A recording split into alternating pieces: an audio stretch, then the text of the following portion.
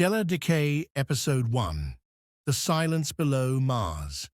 By 2100, Earth was gone, reduced to heat, dust, and memory. We didn't just escape it, we buried it. The Moon was our first refuge. Mars was the second. By then, we had made the red planet our own, filtered its sky, enriched its soil, seeded its atmosphere.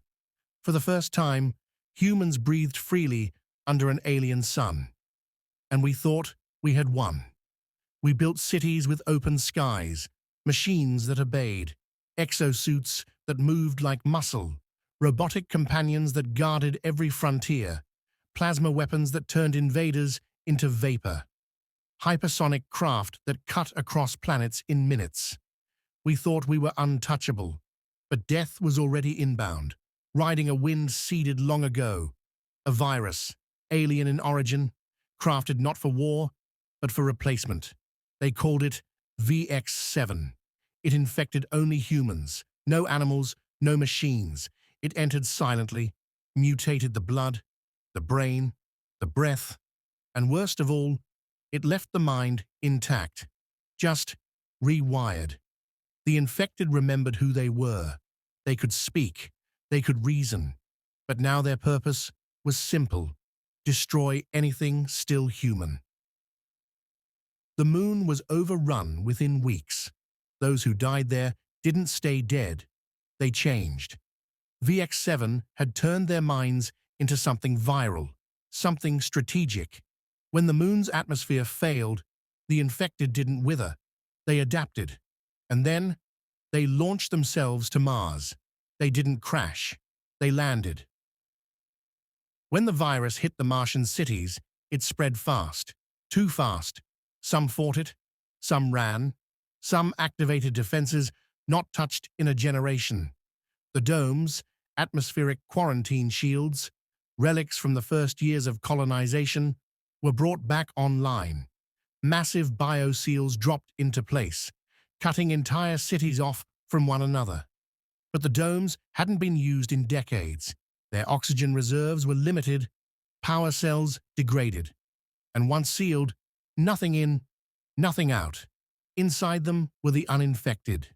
Families, doctors, soldiers. They had days to live, maybe less.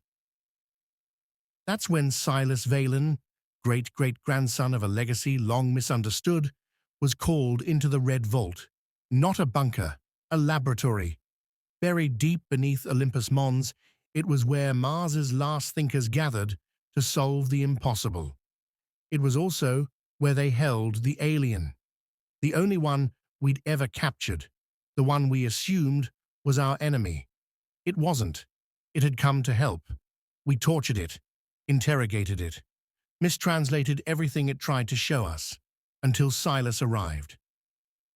The alien wasn't dead, but it was wounded, scarred. The virus had tried to reach it and failed. Its biology rejected VX7.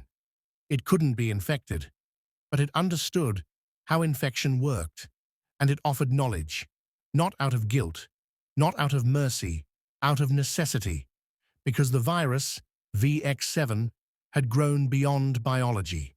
It had become a way of thinking. It infected machines, patterns, language itself. It could lure you, convince you, break you from the inside out. Silas listened. The alien taught. And slowly, something began to take shape. A counter-virus, not a cure exactly, but a signal to reawaken the human mind within the infected, to reverse their purpose, to remind them who they once were. But time is running out. The domes are failing. Oxygen levels dropping. Children gasping.